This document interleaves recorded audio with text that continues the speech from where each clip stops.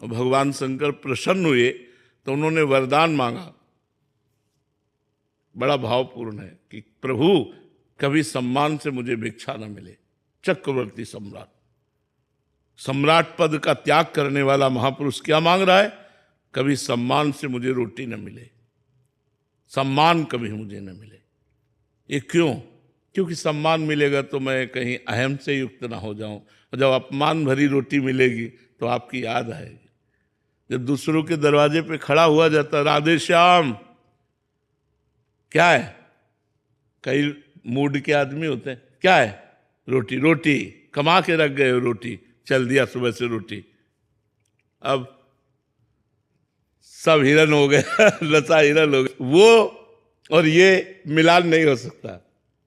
गालियां मिले चाहे अपमान मिले, हमारा काम है, हम 5 घरों से रोटी मांगी, एकांत में आ गए। अगर नहीं मिली तो भूखे सो गए भगवान का। वो भजन यहां नहीं होगा। यहां भूखे नहीं सो सकते। यार इच्छा नहीं है तो सेव का जूस पी लो, यहां तो सुविधा है ना, आप ये ले लो, आप ये ले लो, तो कुछ ना कुछ तो इच्छा हो जाएगी। अब वहां रोटी नहीं मिली, जब रोटी नहीं मिली तो सेव का जूस कहां से? राधा राधा राधा राधा। असुविधा के द्वारा भजन होता है, पर सुविधा भी यदि है वो भगवान को समर्पित करके सेवक भाव से भजन किया जाए तो वही बात सुविधा से भी भगवत प्राप्ति हो जाती है। पर स्वयं भोक्ता ना बने। अगर स्वयं सब अच्छे अच्छे पदार्थ खाना हो सब, ये तो विलासिता हो जाएगी, फिर भजन नहीं होगा, ये पक्का समझो। अच्छे अच्छे पदार्थ पाने वाला अच्छा भजन नहीं कर सकता। रूखा सूखा खाने वाला अच्छा भजन करेगा। जिसका भोजन स्वादिष्ट उसका भजन स्वाद रहित, और जिसका भोजन स्वाद रहित उसका भजन स्वादयुक्त। एक दिन देखो पाके, रोटी और थोड़ी सब्जी केवल रख लो, रोटी में 4 रोटी पाके देखो, फिर भजन कैसा होता है। और गुलाब जामुन रबड़ी ये वो दुनिया की चीज पाओ, फिर देखो भजन क्या होता है।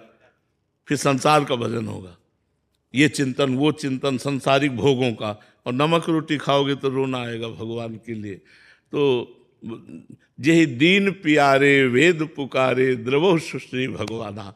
भगवान को दैन्यता प्रिय, इसीलिए बड़े बड़े वैभवशाली महात्मा भी दैन्य होकर भगवान की आराधना में लगे रहते। वैभव आने में दोष हो जाता है। एक भरोसो एक बल एक आस विश्वास, एक राम घनश्याम हित चातक तुलसीदास।